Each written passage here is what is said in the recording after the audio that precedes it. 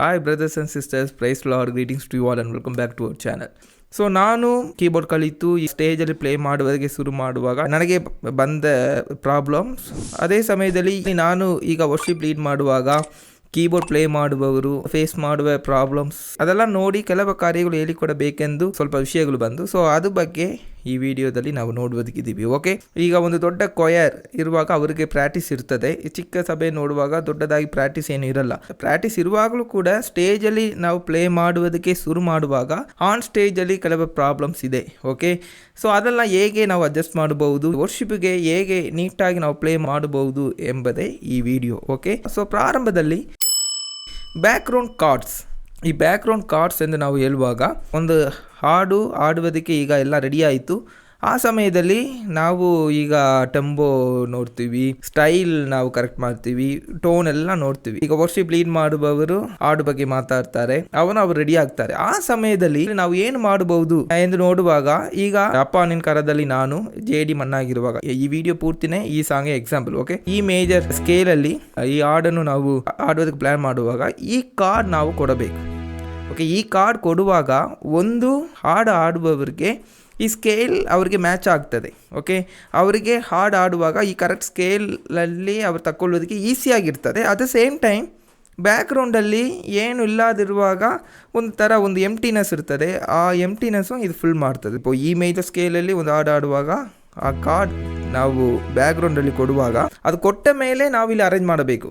So ಒಂದು hand ಇಲ್ಲಿ ಇರ್ತದೆ, ಆಮೇಲೆ ಯಾವ ಸ್ಟೈಲ್ ಟೆಂಪೋ ಅದೆಲ್ಲ ಆಮೇಲೆ ಅಡ್ಜಸ್ಟ್ ಮಾಡ್ಬೋದು. ಓಕೆ, ಫಸ್ಟ್ ಆ ಬ್ಯಾಕ್ಗ್ರೌಂಡ್ ಕಾರ್ಡನ್ನು ನಾವು ಕೊಟ್ಬಿಟ್ಟು ನಾವು ರೆಡಿ ಮಾಡುವಾಗ ಅವರಿಗೆ ಈಸಿಯಾಗಿರ್ತದೆ, ಆ ಎಂಟಿನೆಸ್ ಅಲ್ಲಿ ಇರಲ್ಲ. ಓಕೆ, ಅರ್ಥದಾಗಿ ನಾವು ನೋಡುವ ವಿಷಯ ಏನಾದರೂ ನೋಡುವಾಗ ಫಿಲ್ ಇನ್ ವೇರಿಯೇಷನ್. ಈಗ ನಮಗೆ ಫಿಲ್ ಇನ್ ಉಂಟು, ಒಂದು ರಿದಮ್ ಹಾಕುವಾಗ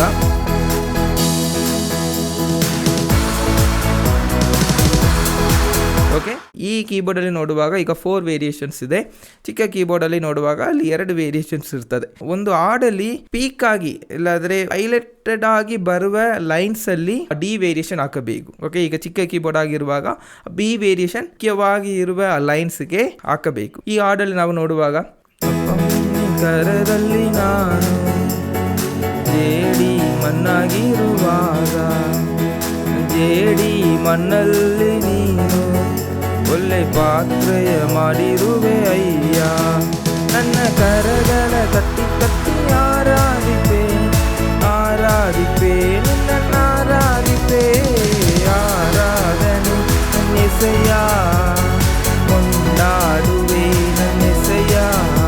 ಓಕೆ, ಆ ಹಾಡಲ್ಲಿ ಇಂಪಾರ್ಟೆಂಟ್ ಆಗಿರುವ ಲೈನ್ಸ್ಗೆ ಡಿ ವೇರಿಯೇಷನ್ ನಾವು ಹಾಕಬೇಕು. ಓಕೆ, ಕೆಲವರನ್ನು ನಾನು ನೋಡುವಾಗ ಅವರಿಗೆ ಏನಾದರೂ ಒಂದು ಹಾಕಬೇಕು, ಏನಾದರೂ ಒಂದು ಫಿಲ್ಲಿನ್ ಮಾತ್ರ ಹಾಕಿಬಿಟ್ಟ ಸಾಕು, ಎ ವೇರಿಯೇಷನ್ ಬರ್ತದಾ ಇಲ್ಲ ಬಿ ವೇರಿಯೇಷನ್ ಹೋಗ್ತದಾ ಎಂದು ಎಲ್ಲ ಅವರು ನೋಡಲ್ಲ. ಸೊ ನಾವು ಆ ಥರ ಇರಬಾರದು. ಪಂಚಿಂಗ್ ಆಗಿ ಇರುವ ಲೈನ್ಸ್, ಒಂದು ಹಾಡಿಗೆ ಆ ಥರ ಕೆಲವು ಲೈನ್ಸ್ ಇರ್ತದೆ, ಅದಕ್ಕೆ ಮ್ಯಾಕ್ಸಿಮಮ್ ಹೆವಿ ಆಗಿರುವ ವೇರಿಯೇಷನ್ ಹಾಕಬೇಕು. ಓಕೆ, ಈಗ ಚಿಕ್ಕ ಕೀಬೋರ್ಡಲ್ಲಿ ಎ ವೇರಿಯೇಷನ್ ಬಿ ವೇರಿಯೇಷನ್ ಮಾತ್ರ ಇರ್ತದೆ. ಸೊ ಆ ಸಮಯದಲ್ಲಿ ಬಿ ವೇರಿಯೇಷನ್ನೇ ನೀವು ರಿಪೀಟ್ ಮಾಡಬೇಕು. ಬಿ ವೇರಿಯೇಷನ್ನೇ ನೀವು ಪುನಃ ಒಂದು ಸಾರಿ ಪ್ರೆಸ್ ಮಾಡುವಾಗ ಅದು ಎ ವೇರಿಯೇಷನ್ ಹೋಗ್ತದೆ, ಅಗೇನ್ ನೀವು ಪ್ರೆಸ್ ಮಾಡುವಾಗ, ಈಗ ಸೆಕೆಂಡ್ ಟೈಮ್ ನೀವು ಪ್ರೆಸ್ ಮಾಡುವಾಗ ಅಗೇನ್ ಅದು ಬಿ ವೇರಿಯೇಷನ್ಗೆ ಬರ್ತದೆ. Okay, so B variation to B variation, A ವೇರಿಯೇಷನ್ಗೆ ಹೋಗಬಾರದು. ಈಗ ಥರ್ಡ್ ವಿಷಯ ಏನದು ನೋಡುವಾಗ fill in timings. Fill in ಯಾವ ಸ್ಥಳದಲ್ಲಿ ಹಾಕಬೇಕು, ಒಂದು ತಪ್ಪಾಗಿರುವ ಒಂದು ಎಕ್ಸಾಂಪಲ್ ನಾನು ಪ್ಲೇ ಮಾಡ್ತೇನೆ. ತಟ್ಟಿ ತಟ್ಟಿ ಆರಾಧಿಪೆ ಆರಾಧಿಪೆ ನನ್ನ ಆರಾಧಿಪೆ ಆರಾಧನೆ ನನ್ನೆಸೆಯ. ಸೊ ಇಲ್ಲಿ ಫಿಲ್ ಇನ್ ಬಂದು ಮುಡಿಯುವ ಸಲ ಅಲ್ಲಿ ಏಸಯ ಆಯಿತು, ಆರಾಧನೆ ಆ ಲೈನ್ ನಾನು ಶುರು ಮಾಡಿದ ಮೇಲೆ ನಾನು ಫಿಲ್ಲಿನ್ ನಾನು ಹಾಕಿದ್ದೇನೆ. ಸೊ ಈ ಥರ ಹಾಕಬಾರದು. ಹೇಗೆ ಹಾಕಬೇಕೆಂದು ನೋಡುವಾಗ ಆರಾಧಿಪೆ ಆರಾಧನೆ. ಓಕೆ, ಆ ಫಿಲ್ಲಿನ್ ಬಂದು ಮುಗಿಯುವಾಗ ಆ ಲೈನ್ ಅಲ್ಲಿ ಶುರು ಮಾಡಬೇಕು, ಆ ಥರ ಇರಬೇಕು. ಓಕೆ, ಆರಾಧನೆ ನನ್ನೆಸೆಯ. ಓಕೆ, ಸೊ ಈ ಒಂದು ಕಾರ್ಯ ತುಂಬ ಮುಖ್ಯವಾಗಿರುವ ಕಾರ್ಯ. ಸಾಂಗ್ ಸ್ಟ್ರಕ್ಚರಿಗೆ ಇದು ಕರೆಕ್ಟ್ ಆಗಿರ್ತದೆ. ಓಕೆ, ಇದು ಜೊತೆಯಲ್ಲಿ ಬರೋ ಇನ್ನೊಂದು ವಿಷಯ, ಸುಮ್ಮನೆ ಈ ಫಿಲ್ಲಿನ್ ಹಾಕೋದು. ಓಕೆ, ಈಗ ಈ ಕೋರಸ್ ಬಂದಾಯಿತು, ಈ ಕೋರಸ್ ಪೂರ್ತಿ ಆದ ಮೇಲೆ ನಾವು ಫಿಲ್ಲಿನ್ ಹಾಕಬೇಕು. ಓಕೆ, ಕೆಲವರು ಹೇಗೆ ಆಡ್ತಾರೆ, ಆರಾಧನೆ ನನ್ನೆಸೆಯ ಕೊಂಡಾಡುವೆ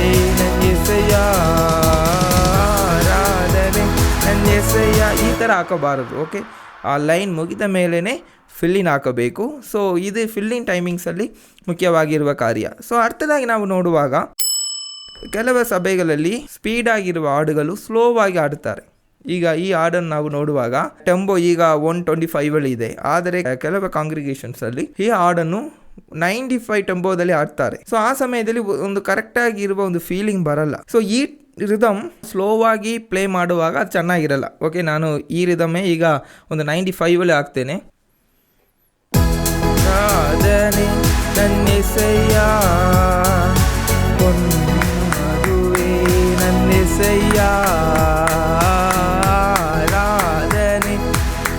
ಈ ಥರ ಪ್ಲೇ ಮಾಡಬಾರದು. ನಾನು ತಪ್ಪಾಗಿ ಹೇಳುವುದಿಲ್ಲ, ಬಟ್ 2/4 ರಿದಮ್ ಇಟ್ಕೊಂಡು 95 ಆಡುವಾಗ ಇದು ಚೆನ್ನಾಗಿರಲ್ಲ. ಸೊ ಇದಕ್ಕೆ ನಾವು ಸ್ಟೈಲ್ ಸೆಕ್ಷನಲ್ಲಿ ನೋಡುವಾಗ ಕಂಟ್ರಿ ಎಂಬ ಆಪ್ಷನ್ಸ್ ಇದೆ. ಅದರಲ್ಲಿ ಕೆಲವು ರಿದಮ್ಸ್ ಸ್ಲೋವಾಗಿ ಆಡುವಾಗಲೂ ಅದು ಚೆನ್ನಾಗಿರ್ತದೆ.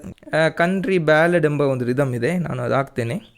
ಈಗ ಟೆಂಪೋ 95 ಇದೆ. ಆರಾಧನೆ ನನ್ನೆಸಯ್ಯ ಕೊಂಡಾಡುವೆ ನನ್ನೆಸಯ್ಯ. ಓಕೆ, ಇದು ಈ ಹಾಡಿಗೆ ಬಿಳ ರಿದಮ್ ಅಲ್ಲ.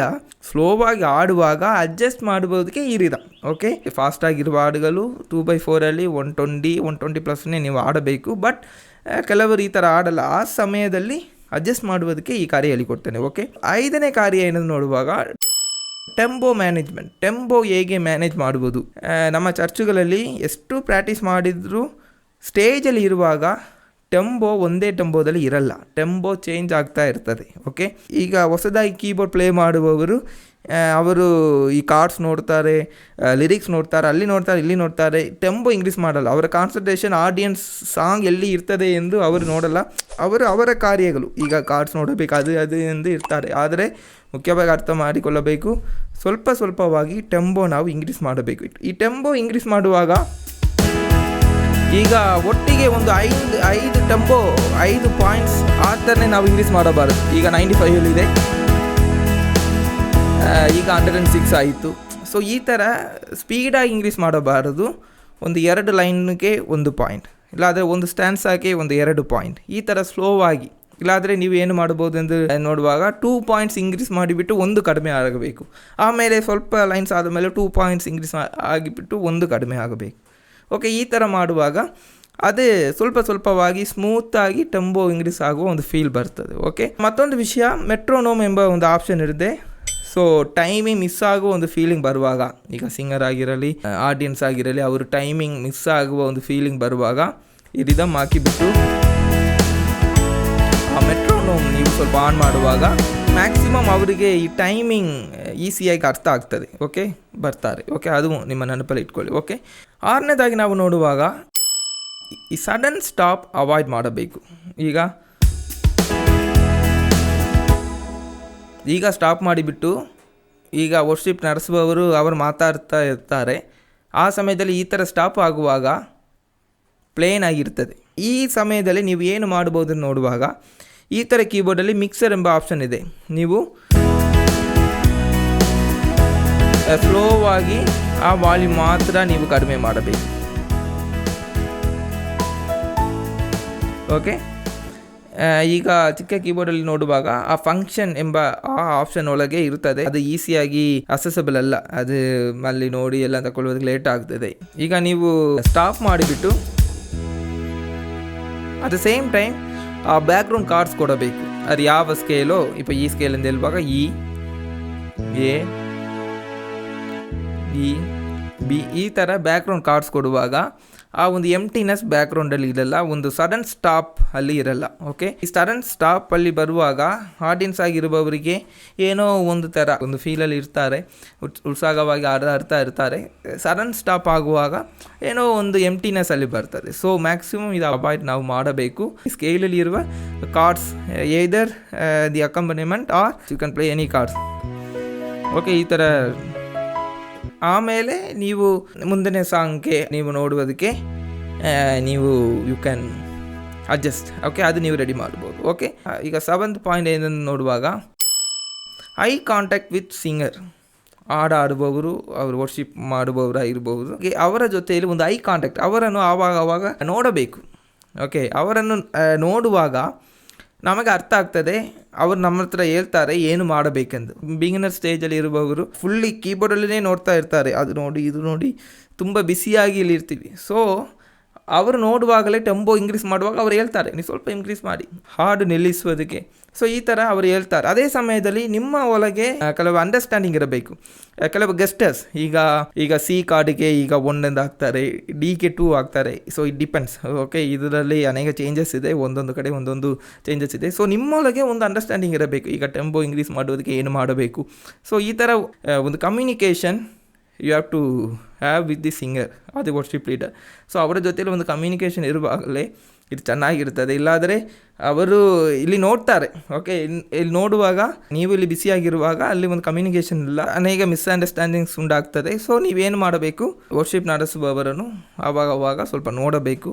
ಅದು ತುಂಬ ಮುಖ್ಯವಾಗಿರುವ ಒಂದು ಕಾರ್ಯ. ಓಕೆ, ಸೊ ಅರ್ಥದಾಗಿರುವ ವಿಷಯ ಏನಾದರೂ ನೋಡುವಾಗ ಪ್ಲೇಯಿಂಗ್ ಅನ್ನೆಸೆಸರಿ ನೋಟ್ಸ್. ಈಗ ಹೊಸದಾಗಿ ಒಂದು ಹಾಡು ಆಡ್ತಾರೆ, ಆಲ್ರೆಡಿ ನಾವು ಪ್ರಾಕ್ಟೀಸ್ ಮಾಡಿಲ್ಲ, ಯಾವ ಸ್ಕೇಲ್ ಎಂದು ಗೊತ್ತಿಲ್ಲ. ಸೊ ಆ ಸಮಯದಲ್ಲಿ ಆ ಸ್ಕೇಲನ್ನು ನಾವು ಕಂಡುಹಿಡಿಯೋದಕ್ಕೆ ಒಂದೊಂದು ಕೀಸಾಗಿ ನಾವು ಪ್ಲೇ ಮಾಡ್ತೀವಿ. ಪ್ಲೇ ಮಾಡಿ ನಾವು ಕಂಡುಹಿಡಿಯುವಾಗ ಓಕೆ, ಒಂದು 2 ಲೈನ್ಸ್ ಒಳಗೆ ನಾವು ಕಂಡುಹಿಡಿಯುವಾಗ ಓಕೆ. ಸಪೋಸ್ ನಿಮಗೆ ಸ್ಕೇಲ್ ಕಂಡುಹಿಡಿಯೋದಕ್ಕೆ ಆಗಿಲ್ಲ ಆದರೆ ಜಸ್ಟ್ ಆ ರಿದಮ್ ಮಾತ್ರ ನೀವು ಪ್ಲೇ ಮಾಡಿಬಿಡಿ. ಆ ಕರೆಕ್ಟ್ ರಿದಮ್ ಅದು ನಮಗೆ ಈಸಿಯಾಗಿ ಅರ್ಥ ಆಗ್ತದೆ. ಇದು ಸ್ಲೋ ಸಾಂಗಾ ಇಲ್ಲ ಫಾಸ್ಟ್ ಸಾಂಗಾ ಇಲ್ಲ 3/4 6/8 ಅಂತ ಅದು ನಮಗೆ ಈಸಿಯಾಗಿ ಅರ್ಥ ಆಗ್ತದೆ. ಆ ರಿದಮ್ ಮಾತ್ರ ಹಾಕಿಬಿಟ್ಟು ಅಕ್ಕಂಪನಿಮೆಂಟ್ ಆಫ್ ಮಾಡಿ ಬಿಡಬೇಕು. ಓಕೆ, ಈಗ ರಿದಮ್ ಮಾತ್ರ ಪ್ಲೇ ಆಗುವಾಗ ಅದು ಯಾವ ಸ್ಕೇಲ್ ಆಗಿರ್ತಾರೋ ಅದು ಪರವಾಗಿಲ್ಲ. ಇದು ಒಂದು ಪ್ಯಾಡ್ ಪ್ಲೇ ಮಾಡುವ ಥರ, ಡ್ರಮ್ಸ್ ಪ್ಲೇ ಮಾಡೋ ಥರ ಅಲ್ಲಿ ಪ್ಲೇ ಆಗ್ತಾ ಇರ್ತದೆ. ಓಕೆ, ಸೊ ನಾವು ತಪ್ಪಾಗಿ ಪ್ಲೇ ಮಾಡುವುದರಿಂದ ಬೆಟರ್ ನಾಟ್ ಟು ಪ್ಲೇ ಮಾಡಾದಿರುವುದು ಒಳ್ಳೆಯದು. ಓಕೆ, 1-2 ಲೈನ್ಸ್ ಒಳಗೆ ನಾವು ಕಂಡುಹಿಡಿಯುವಾಗ ಪರವಾಗಿಲ್ಲ, ಬಟ್ ಹಾಡು ಪೂರ್ತಿನೇ ನಾವು ಸ್ಕೇಲ್ ಯಾವುದು ಎಂದು ಅಲ್ಲಿನೇ ಇರುವಾಗ ಅದು ಮೆಸ್ಸಪ್ ಆಗಿರ್ತದೆ. ಸೊ ಈ ಥರ ಒಂದು 8 ವಿಷಯಗಳು ನೀವು ಕಲಿತಿದ್ದೀರಾ, ತುಂಬ ಮುಖ್ಯವಾಗಿರೋ ವಿಷಯಗಳು. ಸೊ ಈ ಕಾರ್ಯಗಳೆಲ್ಲ ನಿಮ್ಮ ಚರ್ಚಲ್ಲಿ ಇರುವವರಿಗೆ, ಕೀಬೋರ್ಡ್ ಪ್ಲೇ ಮಾಡುವವರಿಗೆ, ವುಡ್ಶಿಪ್ ನಡೆಸುವವರಿಗೆ ನೀವು ಶೇರ್ ಮಾಡಿ. ಸೊ ಕೀಬೋರ್ಡ್ ಕ್ಲಾಸ್ ಬೇಸಿಕ್ಕಿಂದ ತೆಗೆಯುವ ಕ್ಲಾಸ್ ನಾನು ಪ್ಲ್ಯಾನ್ ಮಾಡ್ತಾ ಇದ್ದೇನೆ. ಓಕೆ, ಚೆನ್ನಾಗಿ ಪ್ರಾಕ್ಟೀಸ್ ಮಾಡಿ. God bless you all. Bye.